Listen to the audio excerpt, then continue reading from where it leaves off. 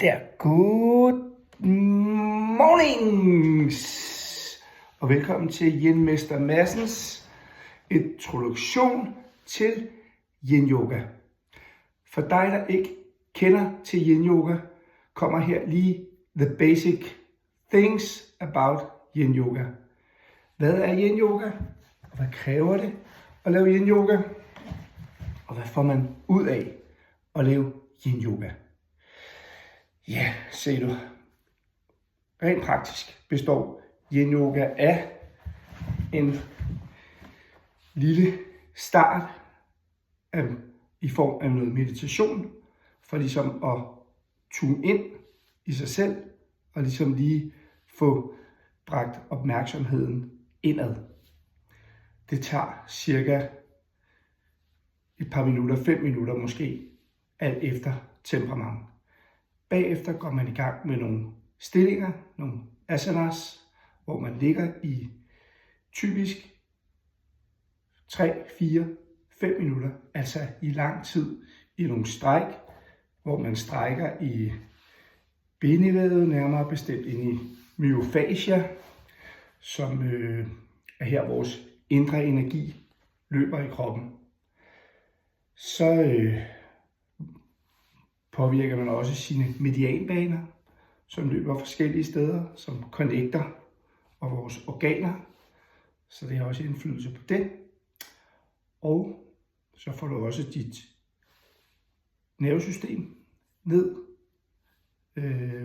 i ro, kan man sige, så man har en gavnlig påvirkning på nervesystemet. Og til sidst ligger man i en afspænding, kaldes Savasana, hvor man ligger i typisk 10 minutter og giver kroppen lov til at give slip. Typisk vil en Yin Yoga class tage en time til 1,5. Så hvad er det så, der er med det her Yin Yoga?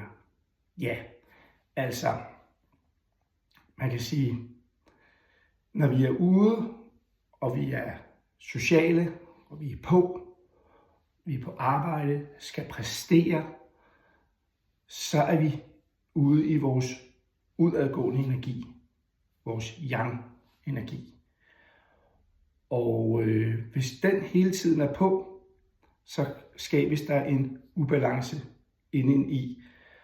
Og det modsatte af yang, det er yin. Så når vi er for meget på i vores yang, så er der behov for at tage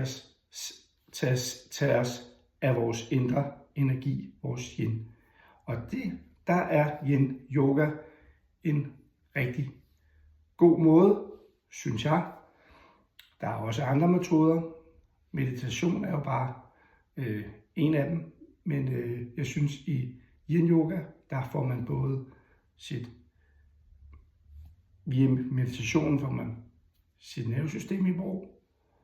Via strækkene får man gang i sin indre energi. Og får aktiveret organer via medianbaner. Og til sidst synes jeg, at Yin Yoga giver en dejlig groundende effekt. Så hvis man har haft en tendens til, at man har været meget på, så kan det hjælpe dig til, at du føler, at du får benene lidt ned på jorden igen. Går det så stærkt, som jeg fortæller nu her? Nej, det gør det ikke. Tværtimod, Yin Yoga kører i et meget langsomt tempo, som er hele ideen med det, at man skal trække tempoet ud af hverdagen, trække tempoet ned. Og